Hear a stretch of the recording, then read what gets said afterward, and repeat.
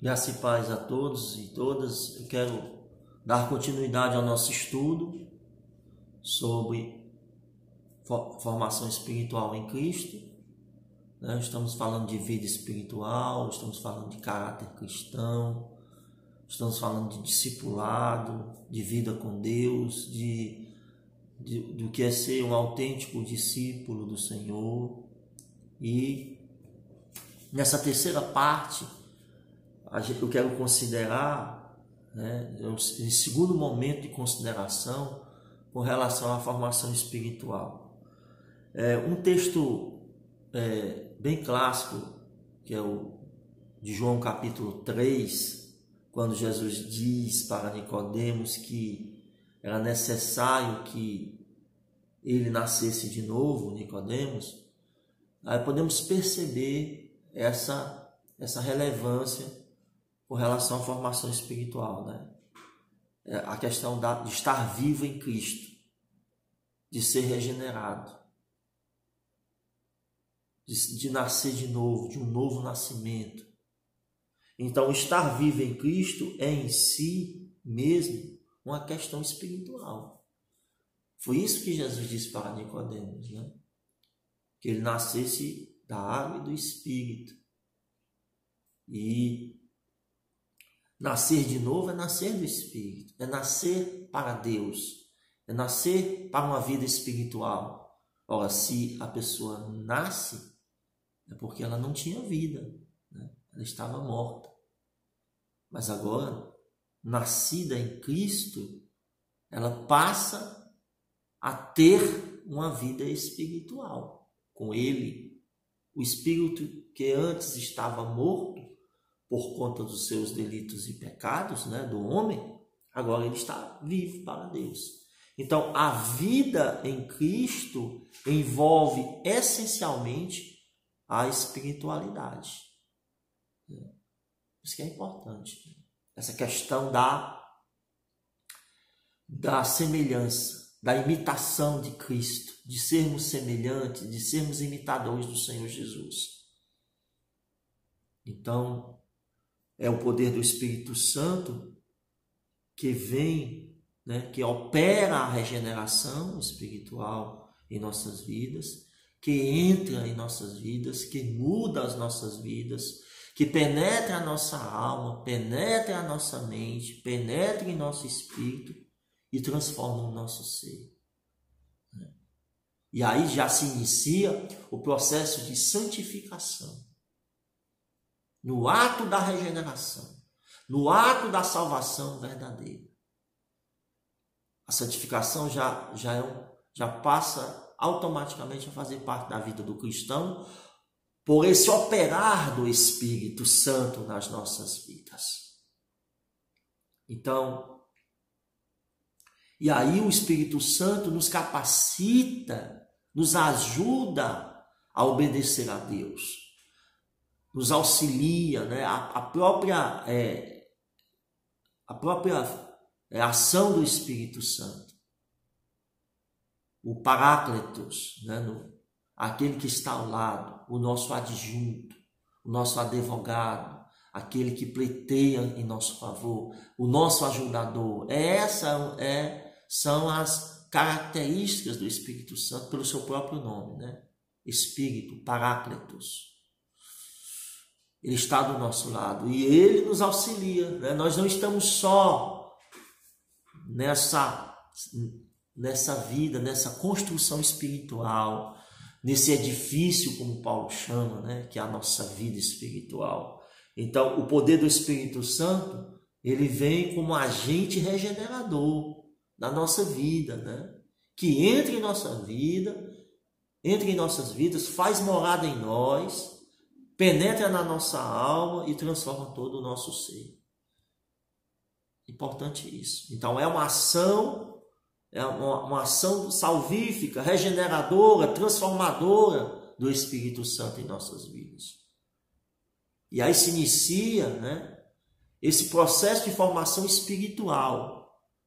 Porque a ação do Espírito Santo em nossas vidas é nos tornar semelhantes a Cristo. Ter o caráter de Cristo, caráter cristão, o exercício dos aspectos do fruto do Espírito em nossa vida. Esse agir do Espírito Santo, precisamos dele. Não podemos viver sem ele. Não podemos nos sustentar sem ele. Porque ele é o nosso agente, ele é a nossa força. Ele nos fortalece como Deus. Então, e até criando em nós essa vontade de obedecer a Cristo. É claro que isso não tira a nossa responsabilidade. Temos responsabilidade sim nesse chamado, né? Nessa vocação. Mas que a vontade de obedecer a Cristo é a força que move a nossa espiritualidade em Cristo.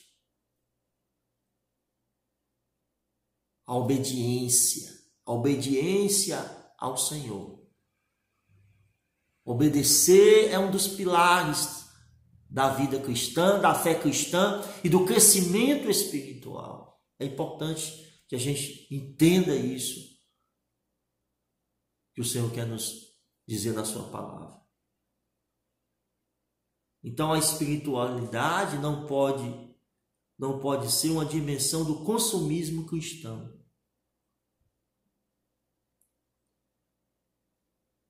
Ou seja, gerando indivíduos que consomem serviços,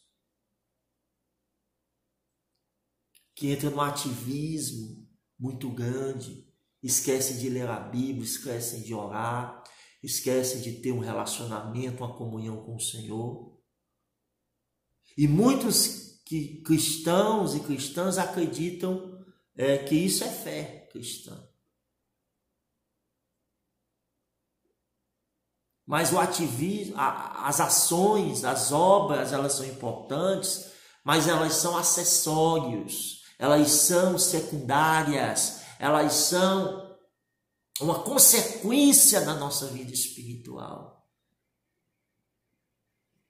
As obras não podem ser desassociadas da regeneração, da fé, da regeneração e da nossa vida com Deus. Porque senão fica só obras. E a salvação, e a vida cristã, e o crescimento espiritual é graça, é favor imerecido.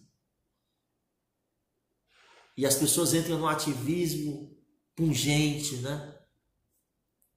E não tem tempo para cuidar da sua vida espiritual. Aí, com menos espera, elas tropeçam e caem. Porque não vigiaram. Porque não perceberam o distanciamento que estavam tomando. Trabalhavam para Deus, mas não tinham comunhão com Deus. Operavam milagres, mas não tinham comunhão com Deus. É possível, sim. É possível que, e Deus nos guarde, né? Chegar no último dia e sermos decepcionados pelo nosso Senhor Jesus Cristo, dizendo a todos nós: aparta-te de mim, porque eu não te conheço. Então, meus amados irmãos e irmãs, a vida espiritual, o crescimento espiritual, a vida com Deus, uma vida de oração, uma vida de consagração, uma vida de leitura sistemática da Bíblia, ela nos ajudará a crescer na graça e no conhecimento e redundará em nossas ações, a fé e a prática. Mas não é a prática que justifica a nossa fé. É a fé que justifica a nossa prática. É a nossa obediência. É essa graça imerecida, que mesmo as obras que pratiquemos, elas redundam em glória a Deus e não a nós.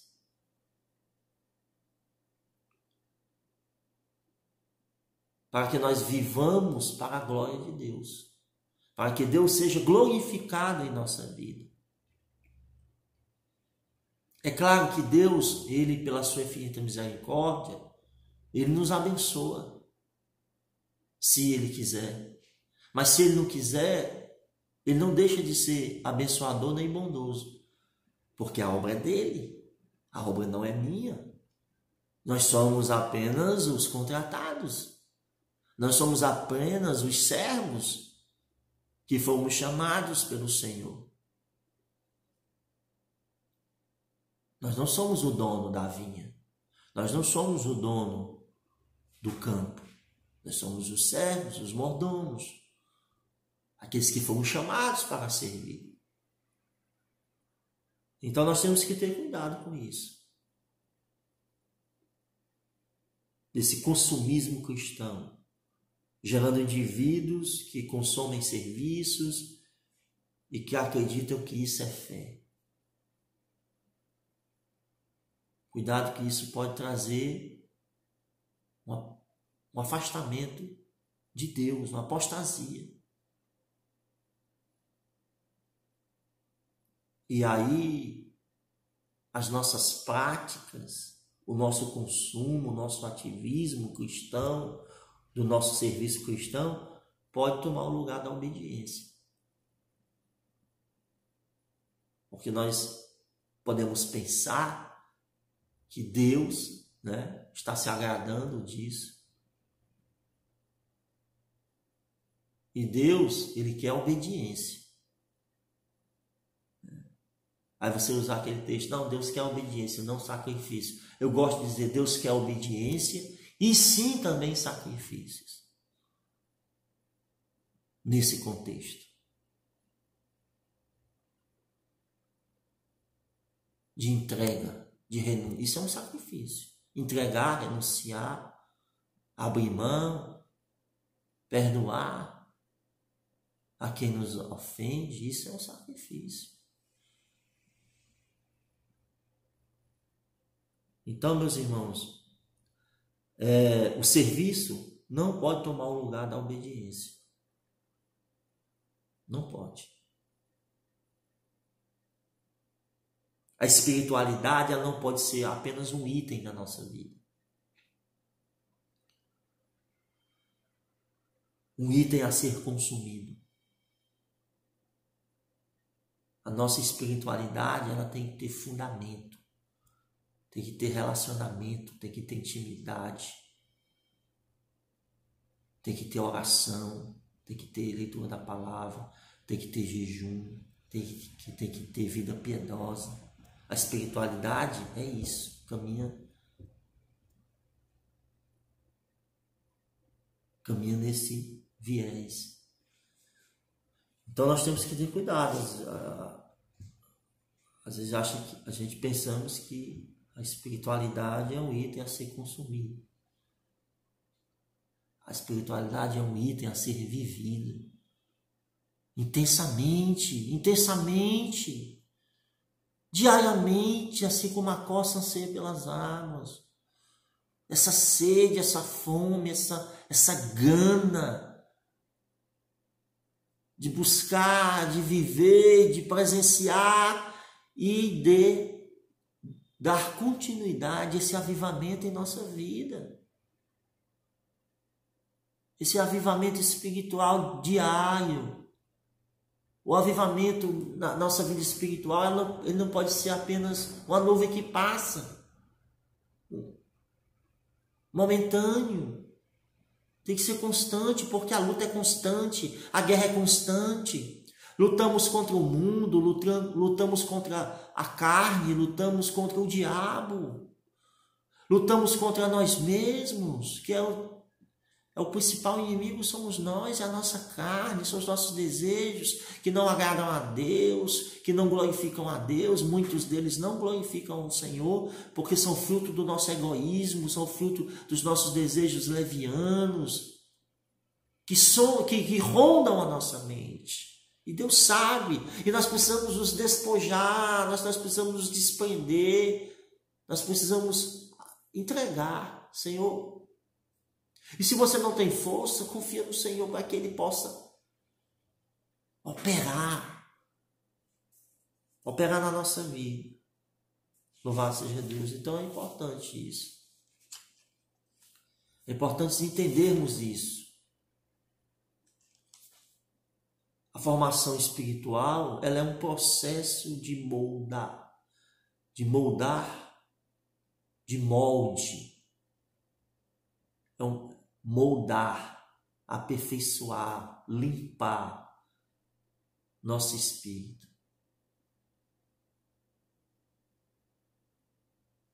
De acrisolar o nosso espírito, de moldar como o ouro refinado pelo fogo, como o barro sendo trabalhado pelas mãos do oleiro. Então, a formação espiritual é um processo de santificação constante. Mas, pastor, e quando isso vai terminar? Meu amigo, minha amiga, na eternidade. Quando formos glorificados.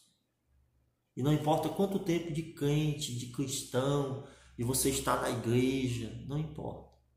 Sempre você estará nesse processo de amálgama, de moldar, de limpeza, de tirar, né? Para que nós tenhamos um caráter definido pelo Senhor, um caráter definido por Deus, um caráter autenticamente cristão, de Cristo. Esse processo de mudança em nosso espírito é justamente o moldar de um caráter semelhante ao de Cristo, em conformidade com o Espírito de Cristo. A formação de nosso espírito em conformidade com o Espírito de Cristo.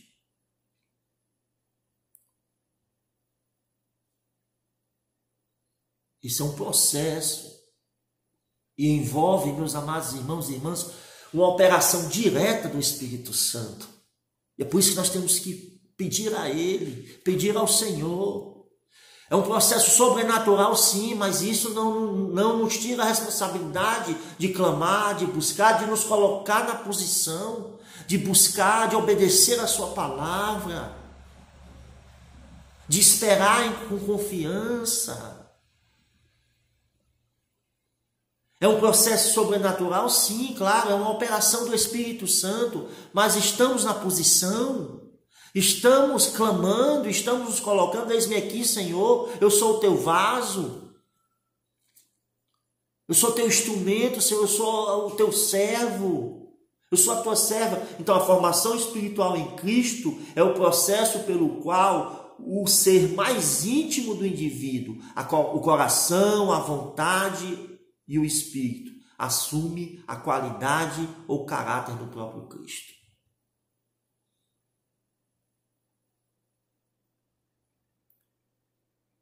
E essa formação espiritual, ela envolve a vida como um todo. Espírito, alma e corpo. Traz mudanças em todas as partes essenciais da nossa vida. É um trabalho que constitui a nossa vida, a nossa espiritualidade, a nossa vida espiritual. E exige que trabalhemos em todos os aspectos do ser humano.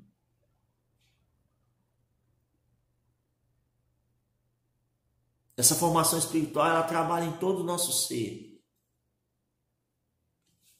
Aleluia. Precisamos entender isso.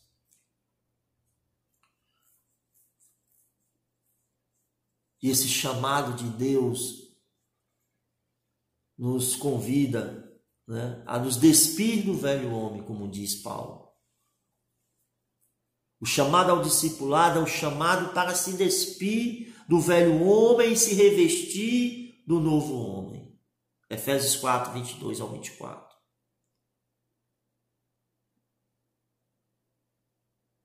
É se despir da velha natureza, da velha criatura, dos velhos costumes. É abandonar a velha vida e viver uma novidade de vida, e viver um novo homem em Cristo, regenerado, santificado, pertencentes a Cristo, adotando uma nova vida, de uma vida em repúdio à velha vida. Repudiar a velha vida, a velha natureza carnal, pecaminosa, onde nós satisfazemos os desejos mais carnais, mais ímpios.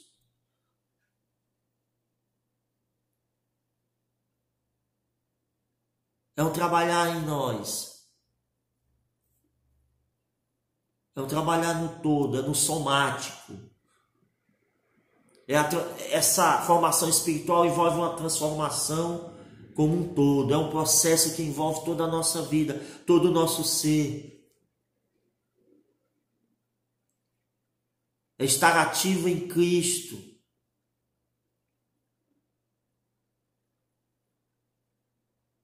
Dependemos do Espírito Santo, sim, nessas ações, mas também precisamos agir também. Buscar, obedecer à vontade de Deus, renunciar ao pecado, vigiar, orar, obedecer à sua palavra.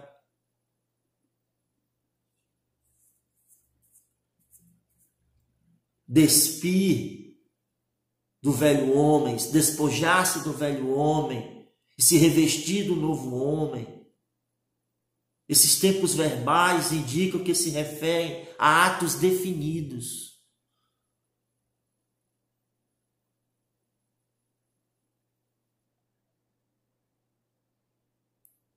Temos a ajuda poderosa, sobrenatural do Espírito Santo, mas o nosso papel também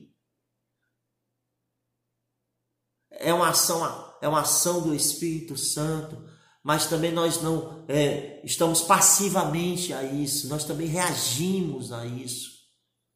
Reagimos em favor disso, em desejar, em querer, em viver, em intensificar, em ansiar por esse crescimento, por essa vida com Deus, por essa santificação.